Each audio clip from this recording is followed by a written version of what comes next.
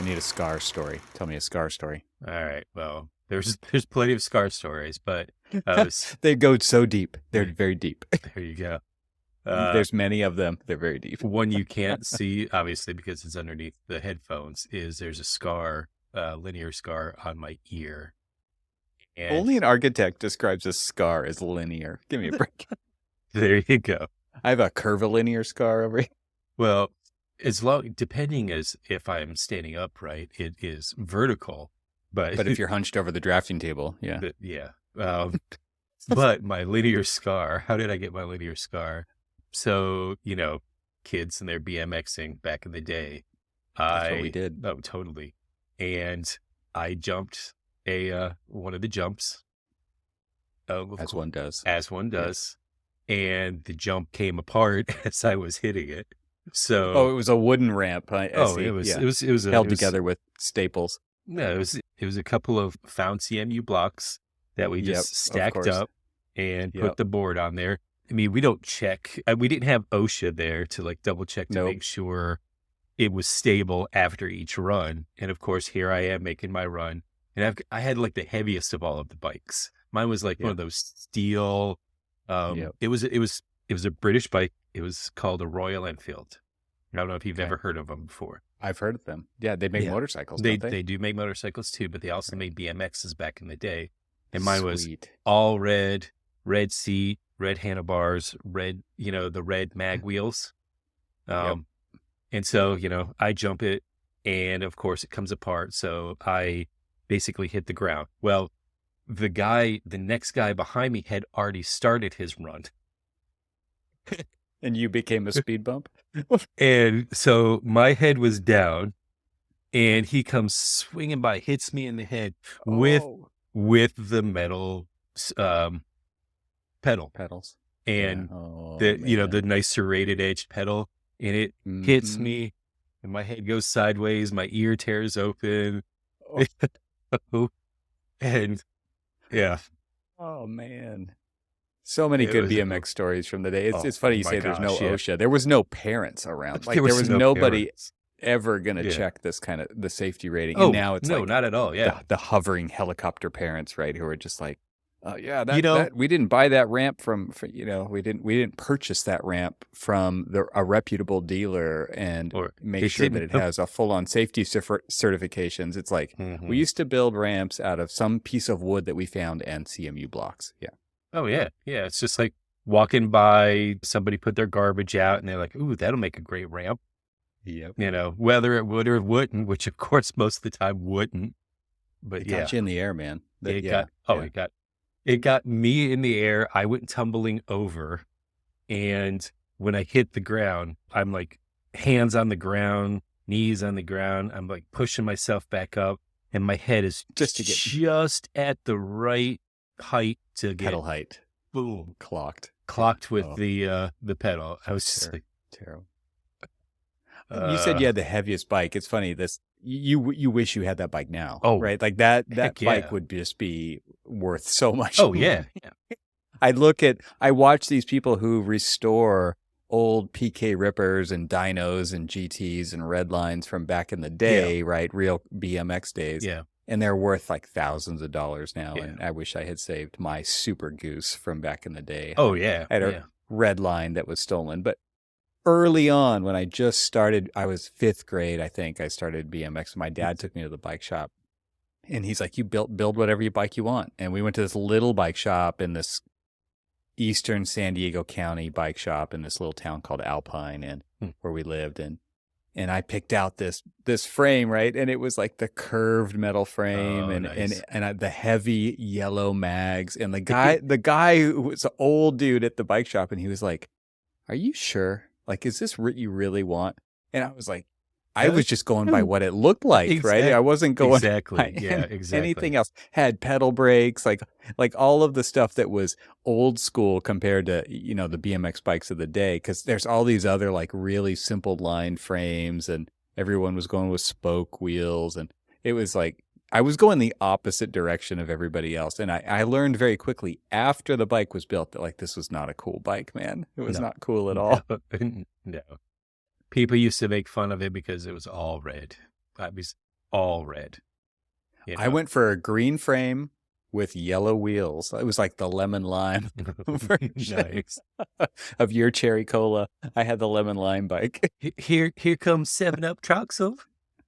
That's right. And I did think I had a yellow seat too. I color coordinated the mags to the seat. Did you have yellow grips? I was going to say, did you have yellow grips? Did you have any of the pads? Like crossbar pad or no? Okay, so pads? This bike had all the curved frame. Curved. Oh, okay, yeah. So there weren't pads for my bike. And let me it wasn't until I got into the next town, the next grade, that I actually figured things out and had a cool chromoly tubed, red line bike. It was pretty sweet. And tell me if it didn't matter if you had pads or not. They didn't help. No, they didn't help. Nope. I mean, no, your bike was a crotch bat. I mean, no matter what. The worst.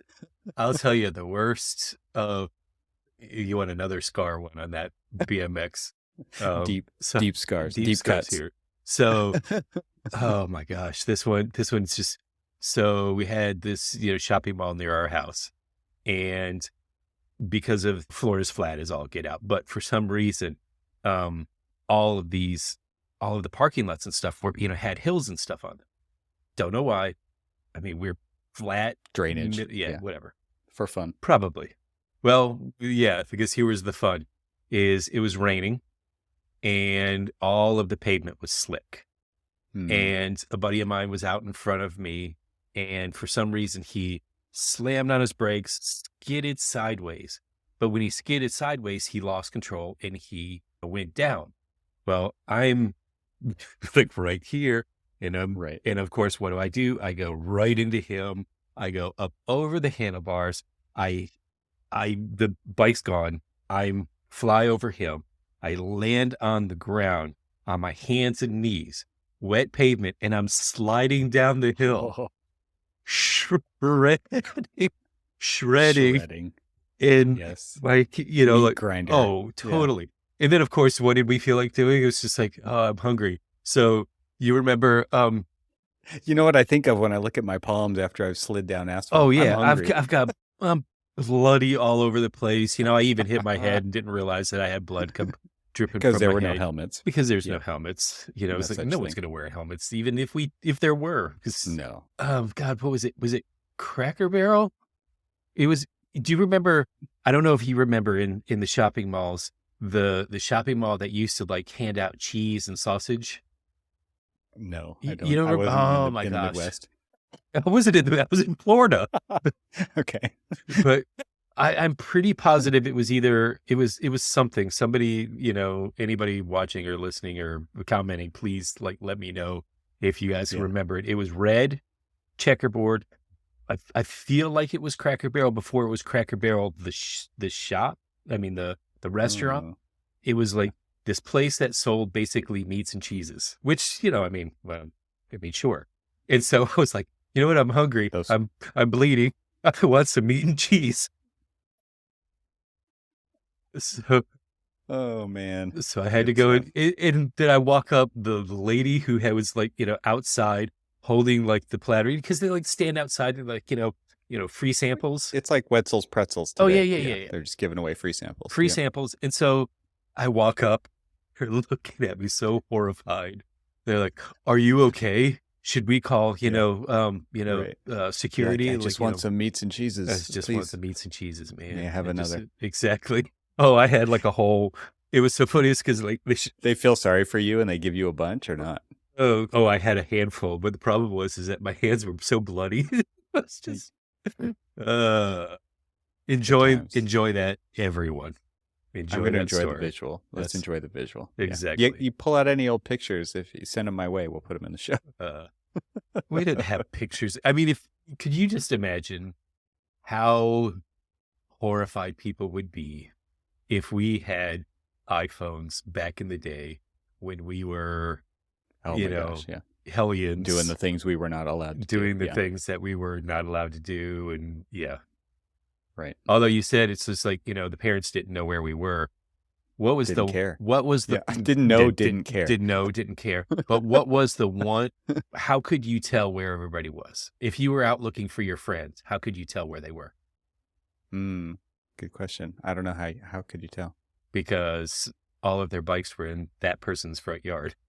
Oh, I see what you mean. Yeah, totally. It's like totally. They would just be a pile of bikes it's just on like, the lawn. Man, I wonder where my friends are. You can't like, it's pre-texting, so I can't text them like, hey, where are you?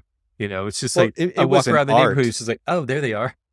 They're over at Jimmy's. Art of dismounting the bicycle, right? Because it became like how can you get off and ghost ride the bike and see how far it goes until it crashes into something, right? But it was all about like distance, like how far will it go by itself, and then how cool could you look walking away and not look at the bike because you knew it was just like this perfect dismount, right? And as you walk toward the door of the house, it was, I mean, straight out of Stranger Things. Oh yeah, totally. Yeah. Oh, ghost riding. Oh my gosh. Yeah, it was so funny to just like, you hop off or you like side saddle a little bit, and then you give it the shove, give it a little kick. Yeah, exactly. It just keeps on going, and it's just like, and then oh my God, you just brought up a memory. So I might as well tell it. Yeah. So I did that, and I like launched the bike, right? So I'm side saddle, and I was the first one to have like the, like the little fork. What are they called? Pegs. Yeah. So, and for both the front and the back. And so, and those pegs were not for doing tricks. They were for hauling friends. Oh, you totally. Exactly. So I get off and I launch the bike off and I'm push it and it's moving and it's going straight for my friend Jimmy's dad's Suburban. And yes, there was red marks all over his blue Suburban. Oh, poor Jimmy. And because Jimmy would get the flack for that, wouldn't he? No, because Jimmy's dad was home and Jimmy's dad heard the thump. He heard the hit and came out, and he knew immediately. He was retired military, and we never forgot it. As you're wearing your army shirt. I'm wearing my army shirt. You know what it's like. Yeah. Exactly. Yeah. The PTSD kicks in immediately when the BMX bike hits the Suburban. It was so funny. It's like, I grew up in Florida, and I don't think that I had a a native-born Floridian friend. Everyone was a transplant. Everyone was a transplant. He was a New Yorker, and had that New York attitude, ex-military, and all this other stuff. And so when he came out and he saw the dent in it wasn't a dent, it was more of like a crease, but it had red paint across it. Oh man, good times. Well, that was a fun little side step there. That was a good way to kick off the episode here. Yeah. So, we're recording an episode. So I did have something in mind to talk about a little bit. Right. I don't know if this is a full show thing, but it is something definitely that we've touched on. But it was something that, speaking about kids and speaking about, how, we used to, parents didn't really care where we were or what we were doing and stuff, and how we are very helicopter parent now. And let's be honest, the parents, we are the parents. We are the kids of the parents who didn't care, but now because they didn't care, we overcare. Yeah. The pendulum has swung. Pendulum has swung. That was a hard way of saying that, but okay. Right. So there's this lady on a local Facebook group for the Grosse Pointe area, and she was reaching out and she was asking, hey, my son is he's an architecture student, and his summer internship fell through. Does anybody know of anything? Which is great. Reach out and, try to find some contacts. That is fantastic. Use your network. Use your social network. Yeah. However, I will say this. And so this is where, I had to step in. I looked at it. I had to step in. I had to step in because the very first comment that then started a conversation between these two people, the mother and this person, was, oh, well, does it matter if it's paid or not? And so then it was exactly. It's like lights going up. Wait, what? And so then it was, okay, there was just, then she'd responded, experience is really more, if they pay, great, but if really about the experience. I'm like, time out here. No. And so I had to jump in, and I was just like, please, this is, we can't This has keep gone far enough. I was like, we can't keep perpetuating this. It's like, please don't allow your son to take a job for free. And then I kind of went off on a tangent, because then they started, some of the people who were commenting, which clearly were architects, or worked in the business.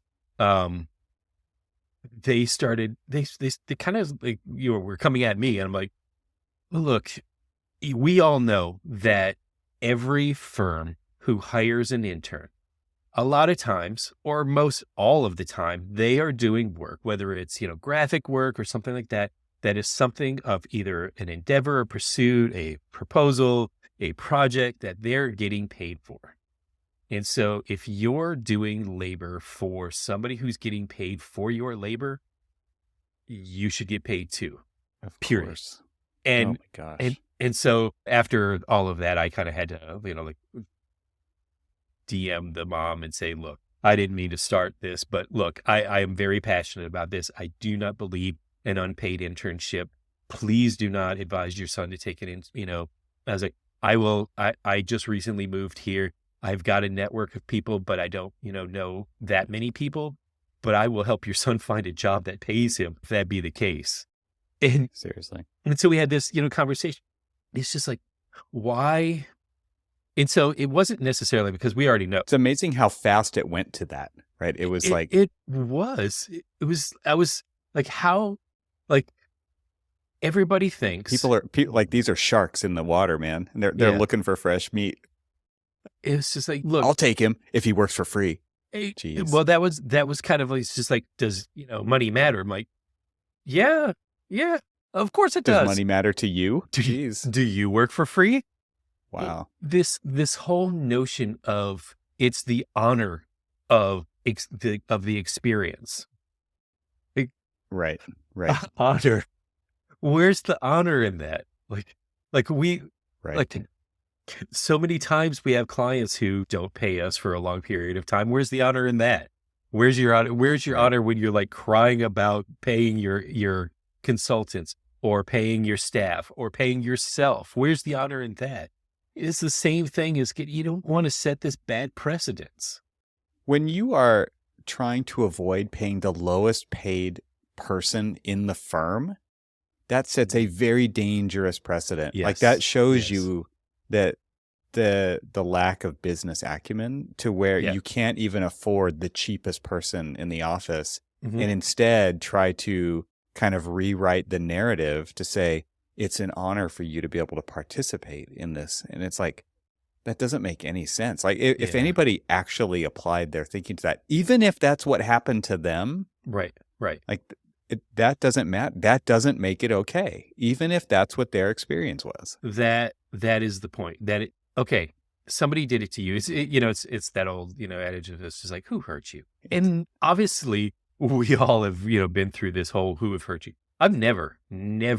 Talk about scars, Cormac. We're still on the scar theme here. Exactly. It's just like, so I will say that I have never worked a free job. Ever. Me either. I mean, sometimes it might feel like it because the payment comes a lot later. I would never have. Well, that's true. But that, it wouldn't have even crossed my mind that was something acceptable to do. Right. It wasn't even practiced. When my first internships were in Montgomery, Alabama, and they had even I think I told this story. He'd go he was doing hand drafting, and yes, we are that old. Did you ride to the office on your BMX bike? I would have loved to, but so doing the hand drafting, guy came up to me, looked at it, asked me to untape it from my desk, and balled it up and told me it was horrible. And it was just like, it was. And then thankfully he sat down and he went through everything and, showed me how to do it right. showed me how he goes, while you were in shock, while I was in shock, because I will say, demoralizing. It was at the time I didn't understand the different sizes, weights, and everything else of all of the different rapidograph pens, the double aught, and all of these other things, and went through, gave me a tutorial on how to like clean and ink pens and how to like actually like prepare a sheet, especially because apparently left-handed people have this problem with getting the ink and all that other stuff up against, the side of your hand. And I am notorious with that. And so, showed me everything. But you know what? Even though he crumbled up my paper, I still got paid for it. I still got paid for it. Yeah. Because they were getting paid for it. In that church that I did the floor plans for still stands today. Yeah. But it was something that I've never thought that we should perpetuate this practice of, and we do know that a lot of like the starchitects love to, and I hope they don't do it anymore, but love to, you're working for me for the honor of it. And so you won't, privilege. You won't get paid, but God, won't it look great on your resume to say that you worked for Evan Troxel Extraordinaire? Speaking of starchitects. Exactly. Speaking of egos. Oh, man. But I mean, oh my Lord, it just so turned quickly against me. And I was just like, people, please, just because you did it doesn't mean that it's right. And this is don't keep it going. And I even said, I even like, this is like totally antithesis to the whole idea of paying it forward. This is yeah. No, it's my gosh. It's not paying it forward. It's paying it back. Yeah. I got abused. I am going to abuse. Why? We are in such a crisis of staffing right now. We know architects are cheapskates. I'll just say it. It's crazy. I mean, you look at like avoiding paying for software licensing fees, keeping computers around for 10 years, like the productivity, not valuing the hours that we spend on like just rote things that should be fully automated. Like there's just so many examples of that. And it's just like, and yet you'll choose to nickel and dime an intern, right? Right. Yeah. Makes no sense. Exactly. And, it's funny is that we actually started with these like scar stories, but I mean, it really is. It's these scars. It is these scars that still linger in the profession. That's really kind of keeping the profession down. People who say, oh my God, there's conversation about, going back to the office, more and more hours or more and more days. And there's a lot of people who are up and I'm saying, I don't know if I can do that. And it's not that they don't want to work. It's they have been so used to a different kind of working.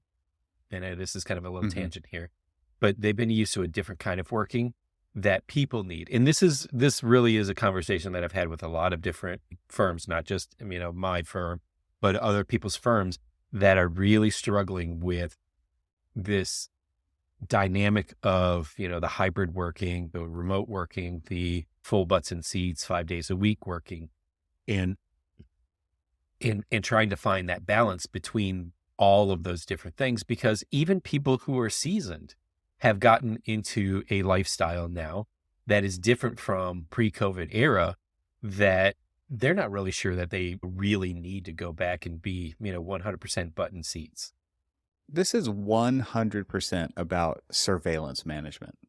I mean, that's 100% what it is. I mean, this is about the justification of hierarchy. Yes. Of people who are higher up in that hierarchy, making sure, in air quotes, that people are doing the work that they're supposed to be doing to justify their position. It's not to justify the people who are doing the work's position. The work either gets done or it doesn't, period. It doesn't matter where you're sitting when that happens. It either happens or it doesn't.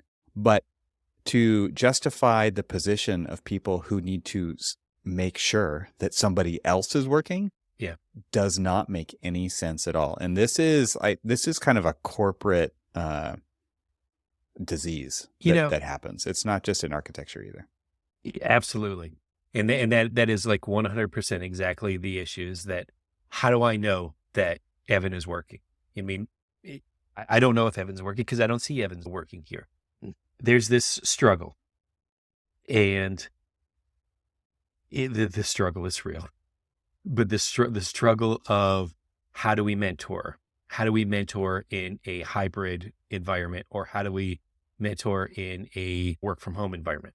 Now, I get that. I trust me, because I've lived that struggle. But there are Mhm. ways around that. There are creative ways around that too. Having open office hours, where essentially, and I think I've talked about this before, but where you essentially just log on. You're in Oregon, I'm in Michigan, somebody else is in Maryland, and we're all working on the same project together. We all log on. You may say, "Hey guys, A Zoom room. Open a Zoom open room. a Zoom Yeah. room," and you're just there.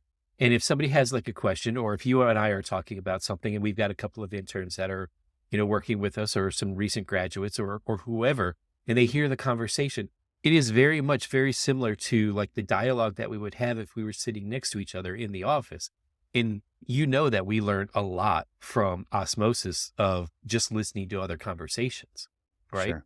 Or listening to how somebody conducts themselves on a phone call, or Mhm. anything else, or just the simple fact that, hey, I'm clicking and I'm working on something, and Evan, you've asked me to do these details, and I start doing these details. But since we have this open office, this open Zoom room, here we are. I was like, oh, wait, hold on. Let me at least show you what I'm working on. Is this exactly what you're asking me to do? It's a lot easier, because I have found that if you don't have that kind of like open, free exchange dialogue, a lot of interns don't really know what to ask, and so they don't ask, and that's Yeah, okay. that there's an issue there though, right? Where it's like this, they don't want to appear like they don't know. Right, right. And there's also this weird thing in architecture where everybody always knows all the answers. And so there's this kind of, they're scared, right? Right, There's a fear there too. right. And so if you set, because what I absolutely don't want to come across as is that in-person meeting doesn't matter, Right, because right, right, right, right. it does, but the office is a tool. The office is not shouldn't just be the given framework to get work done, Mhm. because obviously it's not. Right. It used to be a given framework for how work is done, and now it isn't anymore. And to force fit work back into that framework doesn't make sense for everybody. It Right. might make sense for some people more than others. It definitely makes sense at certain times more than others. It definitely makes sense on different phases, potentially more than Yeah, others, yeah, right? But again, like the space is a tool. right, And so what resources are available there that make sense for people to come to do the thing and right. then disperse and do the other things, right? Like that, to me, it Absolutely. just makes sense. And we have the ability to plan for all of that. And planning is usually the success of a project or not. Right, It's not anything else. Like the planning is, we figure all this out and then we go off and we do the work. And if we figure it all out together, or we figure it out in a Zoom room virtually, like it doesn't matter to me. Like, but use the tool for what it's best for. absolutely. I saw a post earlier on LinkedIn from Kanoa. I think it was Federico Negro over at Kanoa, talking about the different types of offices. And there's either like the really badass office, which provides everything, like Mhm, mhm. food, beverages, all the types of spaces that you need, all the resources you need. Or Right, there's the extremely flexible office that is like super utilitarian, and it's just like this, you jump in, you jump out, right? So it's like those are two extremes. The ones in the middle are going away, is what he's saying, especially in urban areas. Like, it's like, interesting. what do we do with this space? It's not very useful. People aren't showing up. People are supposed to show up, but they don't. And supposed to, right? Because somebody said so. Right, right, And right, even though it doesn't necessarily make sense for the kind of work that they're doing. So the middle kinds of offices that it's like real squishy don't make a lot of sense anymore. And people are struggling to figure out what to do because they're spending a lot of money on them, yeah, yeah, right? The struggle is real, but really, I think it comes down to the indecision about what to do with the space, because it isn't like it used to be. Right. And instead of evolving, we're still hanging on really tightly. So, okay, I don't know if you and I actually walked into one of those extreme, far extreme offices that had almost everything there. Mm-hmm. And, Are you talking about shop? Which one are you talking about? I wasn't going to name names. Why not? But the thing that I worry about, yes, but the thing that I would worry about is places like that have like everything. It's almost like you don't need to go anywhere. You can stay here all the time. Right. And then you look at the faces of the people who doesn't are mean you there. have to. It doesn't mean you have It to, doesn't right? mean you Well, have there is still a cultural, architectural component to this. That's where for I sure. was kind of going. But it's in tech too. It was in tech. It was like yeah, everyone had a breakfast bar and a lunch bar and a beverage and a coffee bar and a beer bar and a ping pong table. And it's like, at some point, those really surface things were considered perks, and then everybody like never used them, right? And it was like, what's all this? What are we spending money on all this stuff for? So, right. There's different levels of nuance within that argument as well. Well, and the thing is, like, you have an open office, you have a ping pong table, or you have a pool table, like right in the middle of the office, and you have other people who, I need a break. I'm going to go play pool. And then you're like right next to a cubicle of somebody who's trying to actually do work. Right. Yeah. Really, dude? Then there needs to be a rule about when people can use the ping pong table. And it's just like, okay, then it's just I'm like, not going to play if there's a rule. Like, right. And then it's just like, well, then what's the point? What's the point of having one there? Right. Although I will say the firm that I wasn't going to name, but you named, what I found astonishing is and even your old firm had it too, which I was always so like, amazed when I went into that office to have a coffee bar and a nitro coffee bar, cold brew, coffee tap, and all of these things. It was just like, what? Like we've got like old, like pump coffee things, and it's welcome to Denny's. Exactly. Hold on a minute. Right. It's just like, you wanted ashes in your hash brown? Right. You had that version. Exactly. We had that version. It's just like, oh, so flavor, you just want to like, ooh, you take the drink of coffee and so, yeah. But, man, I look at him as just like, is that a red flag for you're expecting them to be there more than they should be?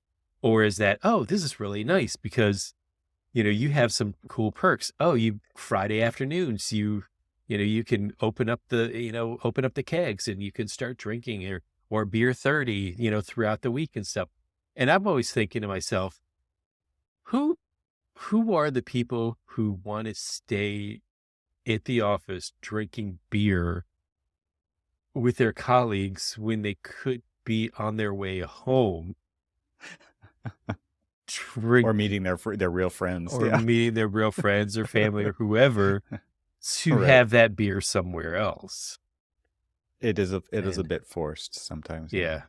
Oh, and then the forced, we're a family. The forced family fun days. Those are always great too. It's like, we're a forced family fun. Yeah, it's like, bring your family into the office so we can all have a good time with all of the family.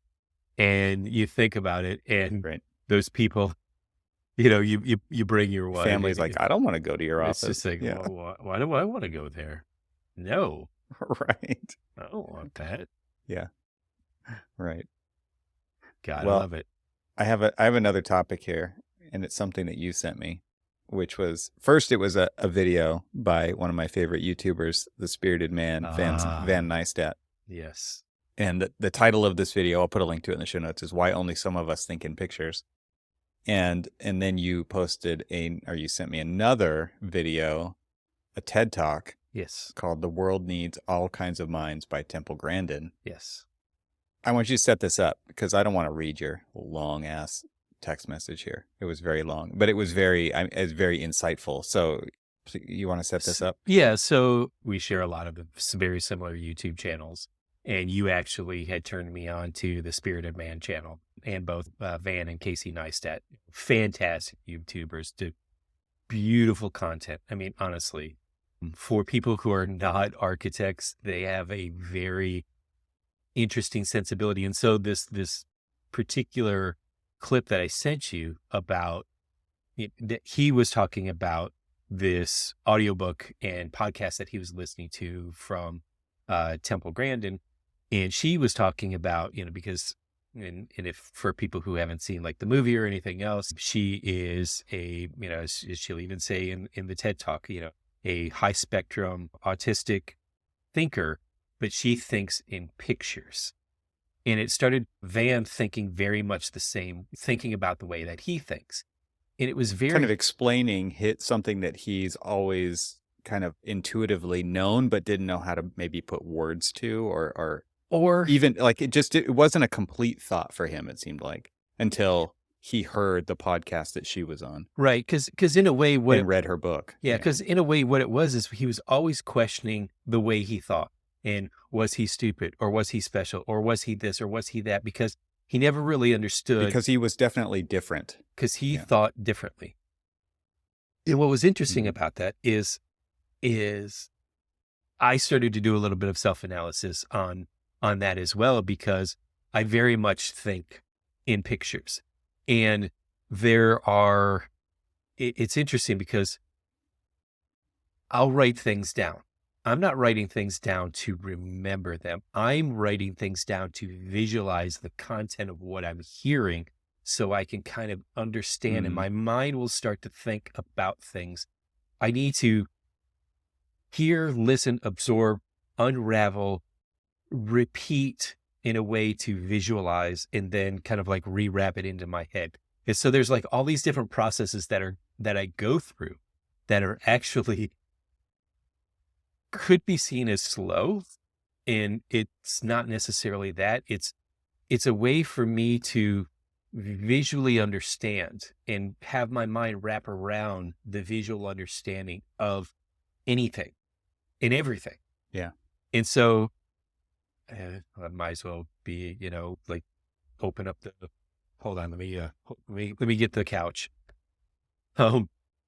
Please lay down. Tell me about your father. Well, but I mean, I will be 100% honest with you that reading was always a struggle for me. Reading wasn't a struggle for me to understand it.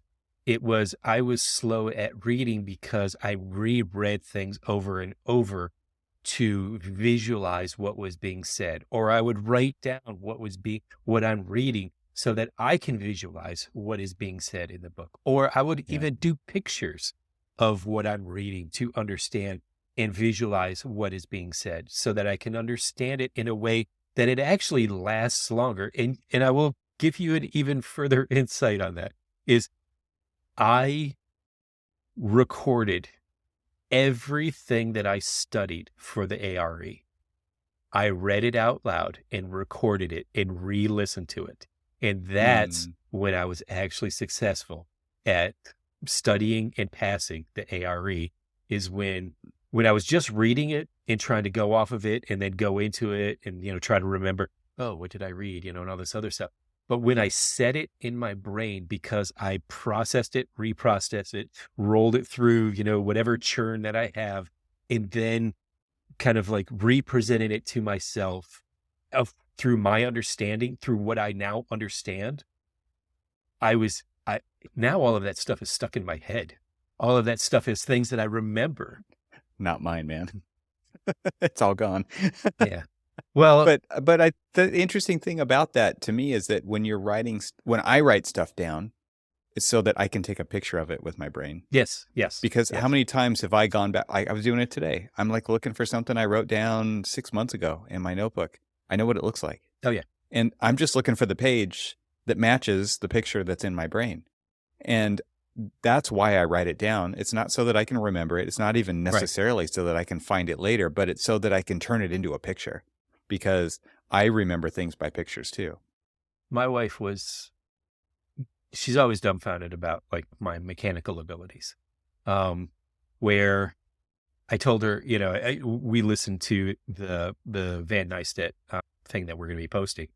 And she was just like, that explains you a lot. It really does explain you a lot. She's like, and she's very different, right? And she's very different, as a teacher, she's a word-based person. Very word-based. And so, she was just like, because you she's like, you're not a mechanic, but you're mechanically inclined.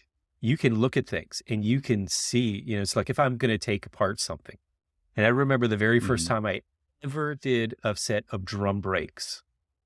I mean, as well as I do, because, you're a mechanic as well. Like, that drum brakes are a pain. They're a pain in the butt because you've got all of these different springs that cross over and, you've got them that, they sit on the hydraulic actuators and all of this other stuff. And so you have to put them back together the exact same way you take them apart or they don't work, period. Right. And for some reason, I took my old TR7, I pull the drum off and I'm looking at it and I just sat there and I looked at it for a while, staring at the brake, staring at all of the crossovers, all of the pistons, all of everything, just looking at it, taking a mental picture of it. And then I took it apart. And I set everything down, essentially, the way that I saw it up there. And I set everything down and laid it all out. And then I cleaned it all off and I changed the shoes.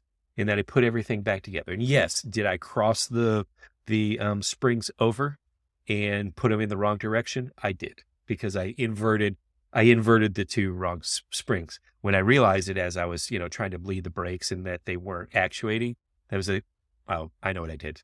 And then I took it all apart and I swapped the two springs around and I put it back together.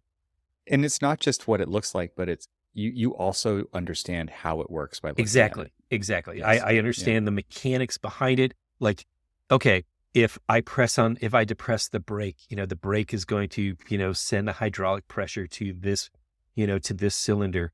And this cylinder is going to then push the little actuator as this little actuator is going to this, then that, right? Cause exactly. and effect. The cause and effect. And that literally explains the whole process of my mind is the cause and effect. It's like, okay, if I do this, what is going to happen next? Right. And I use that as a training tool when I'm teaching any of the people that I'm mentoring.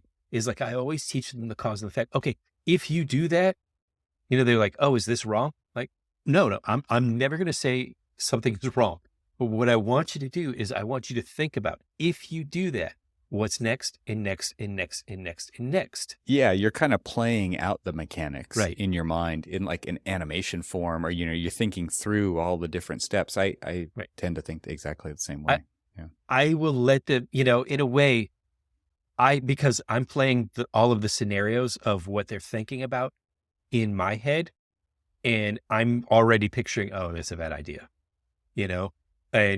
but I don't want to tell them it's a bad idea because it may not actually be a bad idea. That's true. Yeah. And I want them to run through the scenarios. And if it's a bad idea, I want them to come to that understanding first and really like embrace, oh, okay, I see what, you may not have said your hesitation, but you had some hesitation, and now I understand exactly what you were talking about, kind of thing. And so that's really a thing. And so, okay, so back to Van Nystedt's video. It basically was talking about how people, and I think I illustrated it with just my example of it's just like how people think in pictures, and that there is a different way of understanding the world, and in how he was illustrating that was through very architectural methods. He was talking about, this small little seaside village in Mexico that he absolutely loves.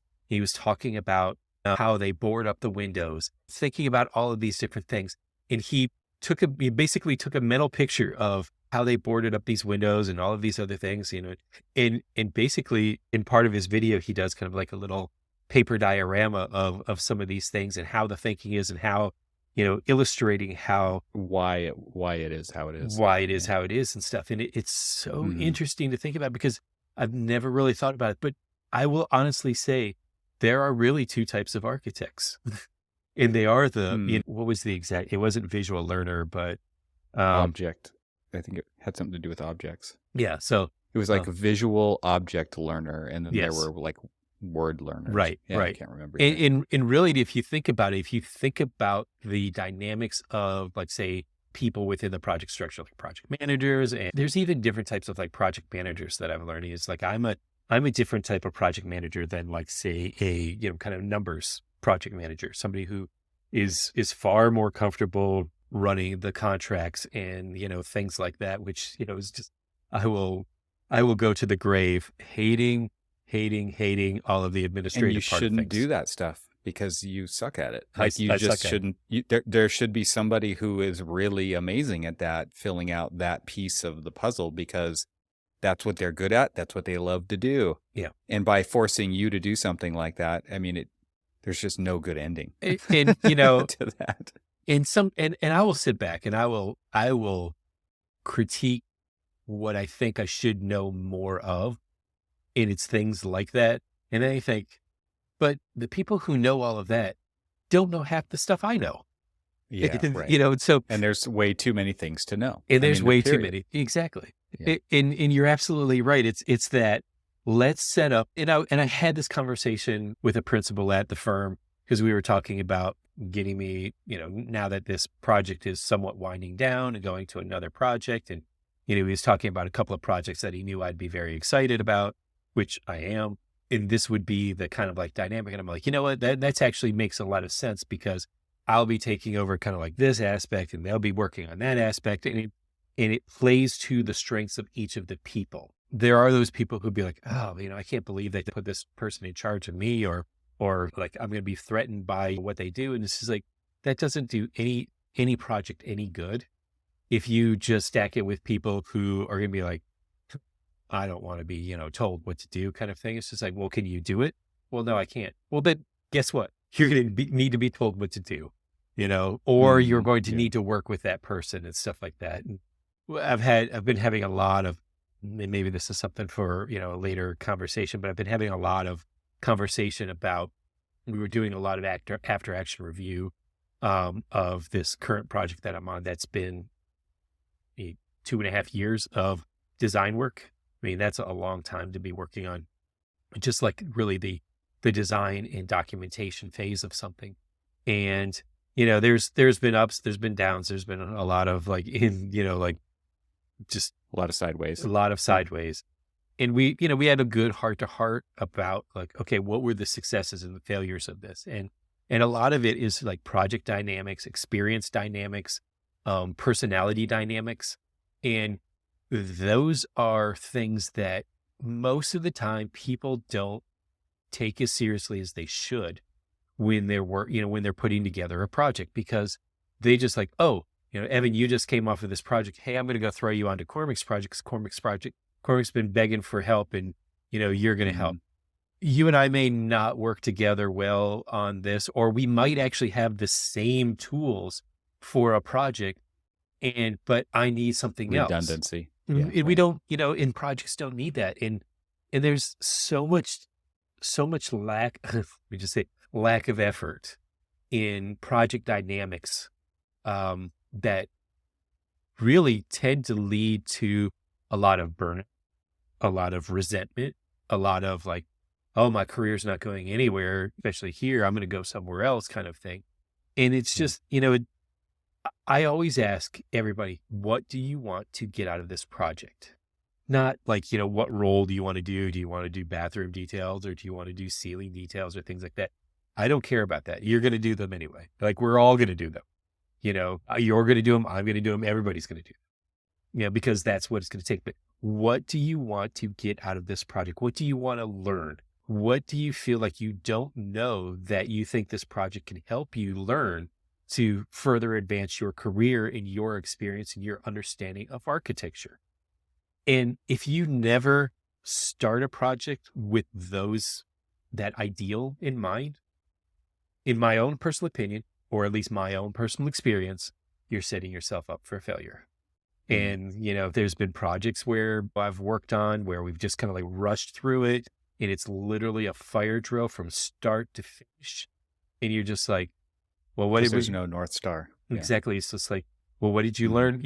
What did you want to learn from this project? I learned that I didn't want to do this project.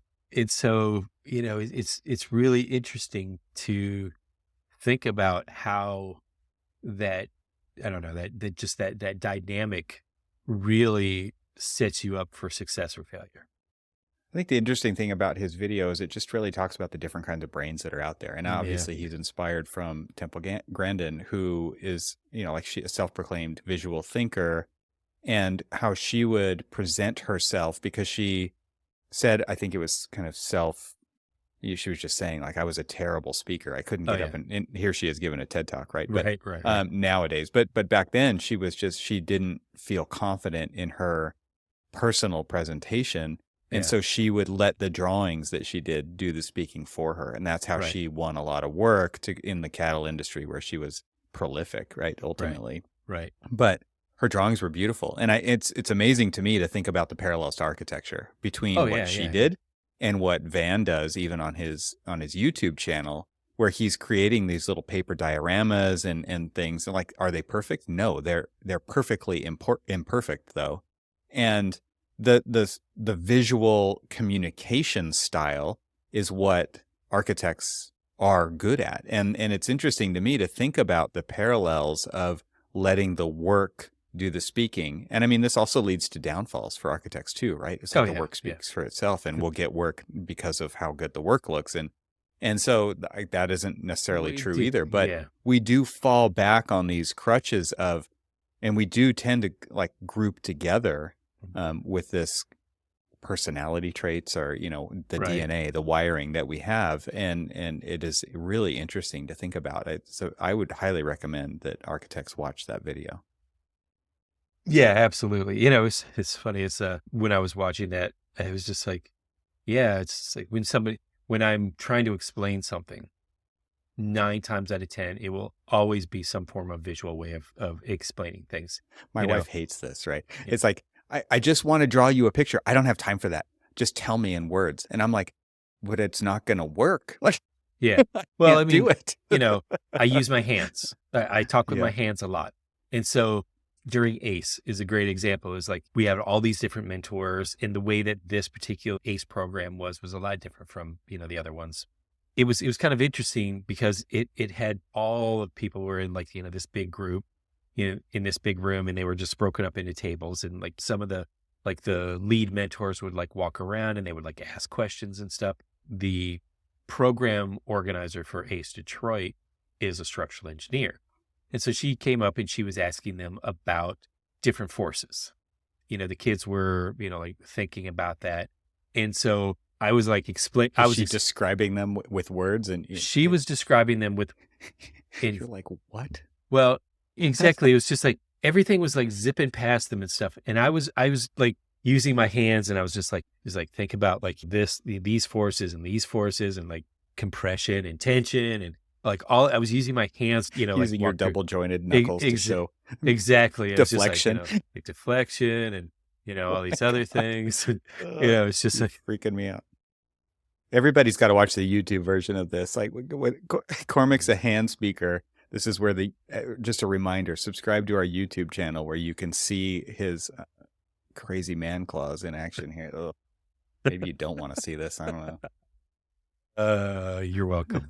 Or the great thing that they did, though I wasn't a big fan of them giving me a Microsoft Surface tablet or Surface laptop, was at least it was a writable surface that I could sit there and I can pull up the annotate tools and zoom and start sketching over things. And I sketch in such detail that I literally could sketch to scale, just draw something out to them.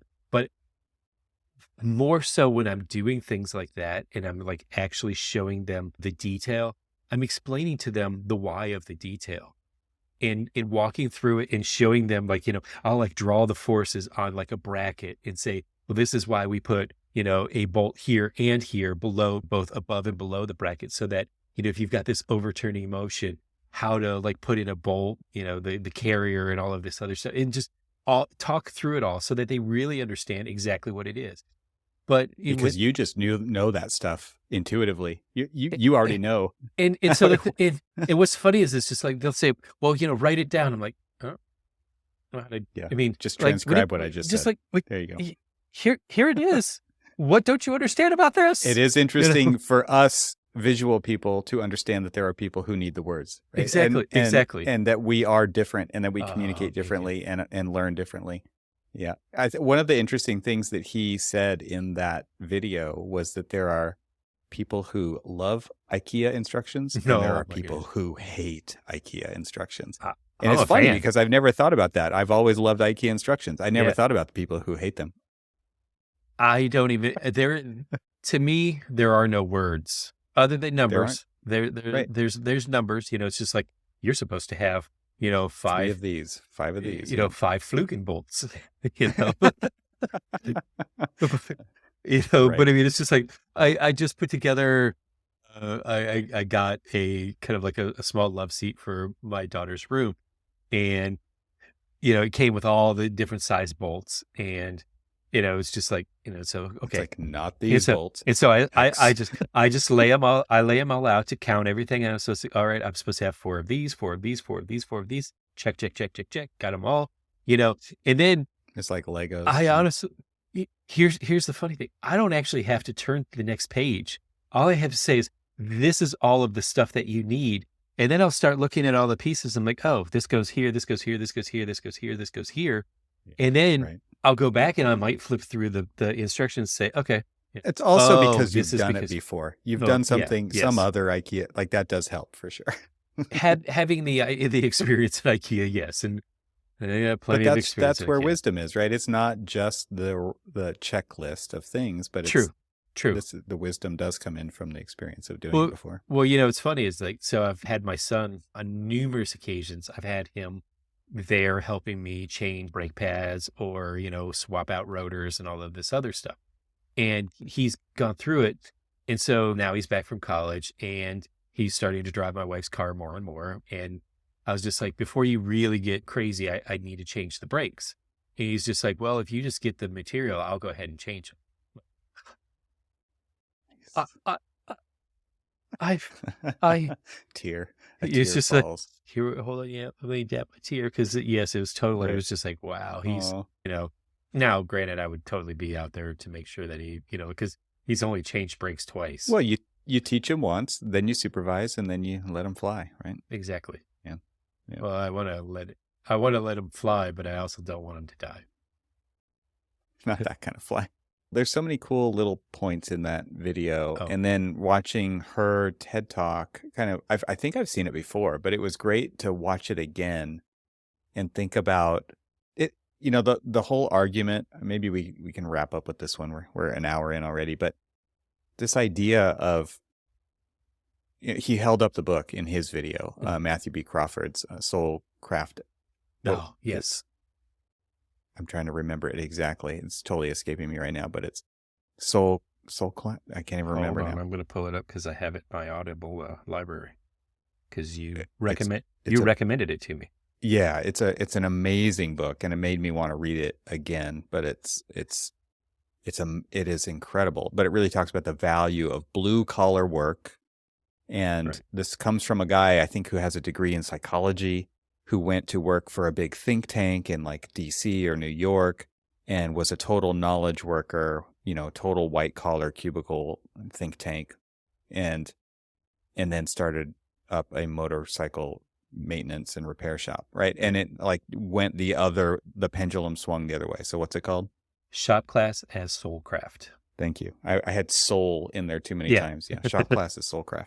Yeah. By Matthew B. Crawford. And incredible book. And the whole idea of, the real strong push for STEM classes now, which is completely different than the shop classes that we had when we were kids.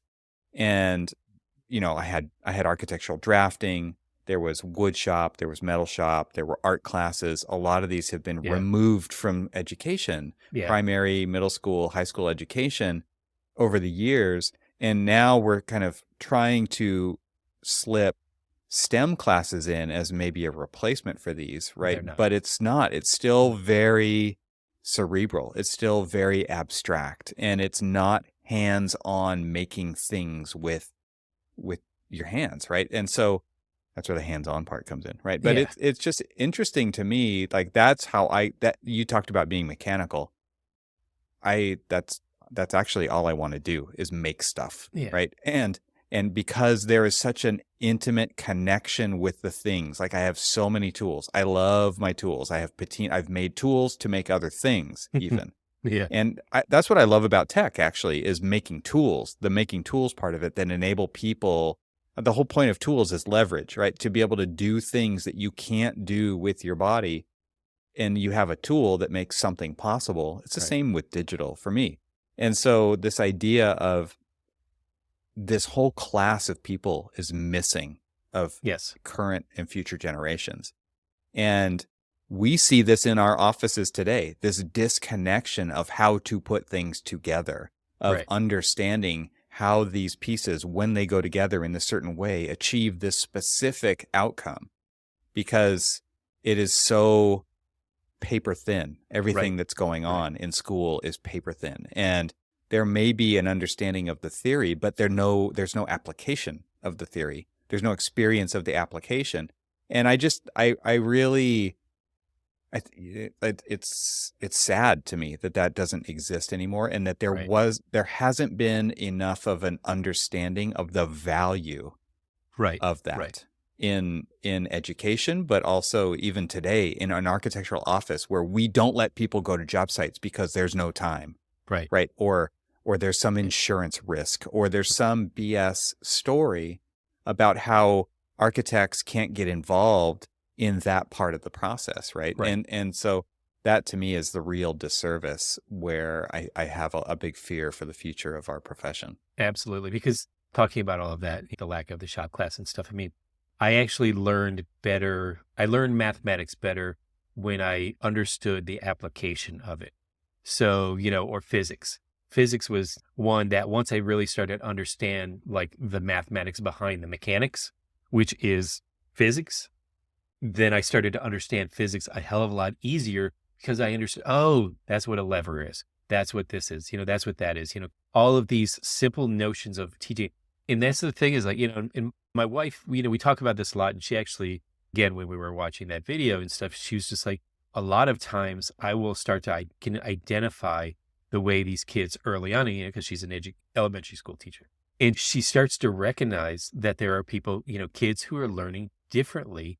And so she's like, okay, how do I get them actively engaged in learning? Because the curriculum as it's set up, which is kind of more STEM based, there's no place for them. They are not going to succeed that way.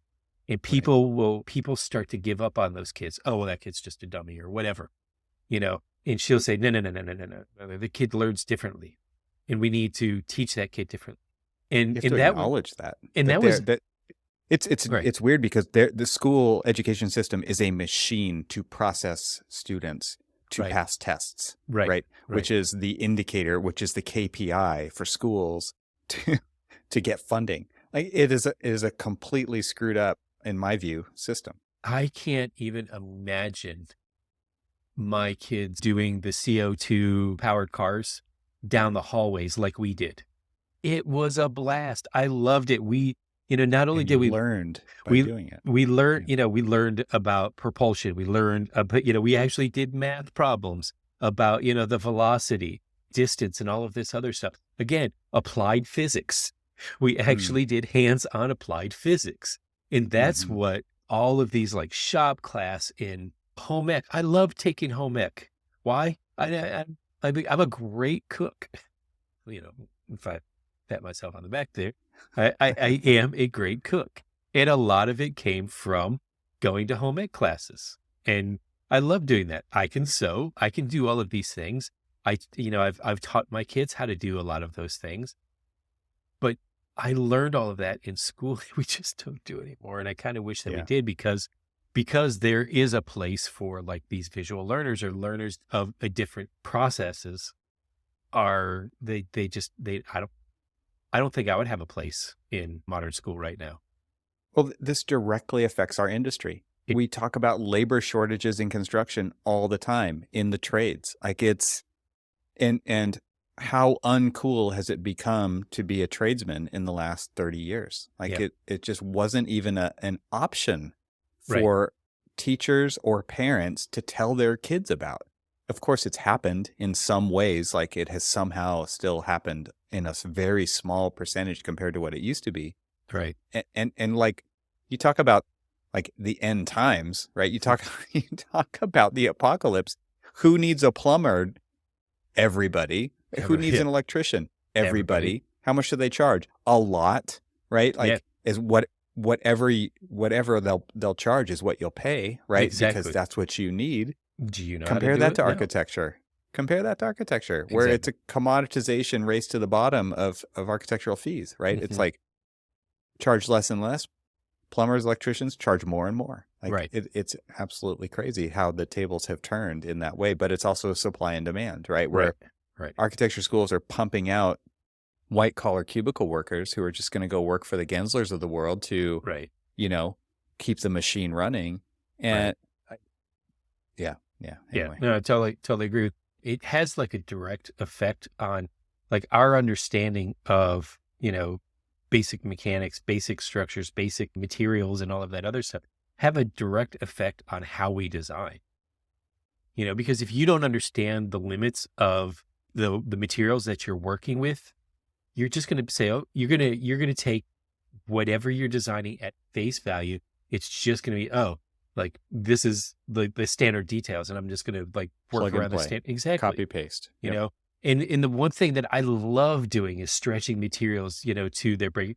Like I actually had, you know, the fin detail that I did on the school at Washington University in St. Louis, that fin detail didn't exist in their repertoire.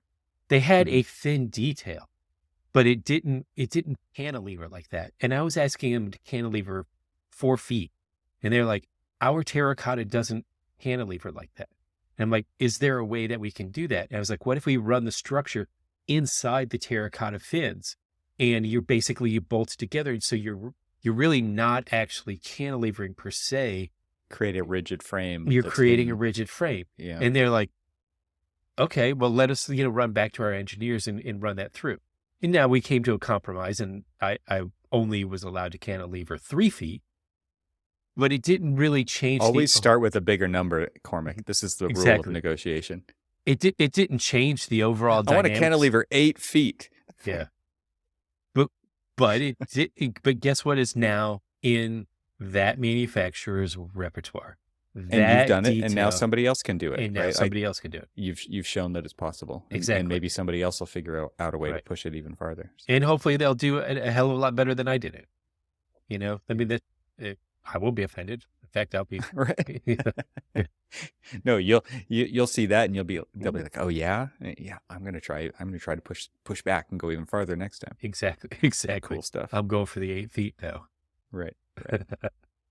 Well, highly recommended video. I'm so glad that you sent those. I hadn't seen Van's video. I'm obviously aware of Temple Grandin, but it was also cool just to see kind of the profound effect that her words had on him. And so we'll put links to the podcast that he referenced, the TED Talk that she was in, and then of course his video as well.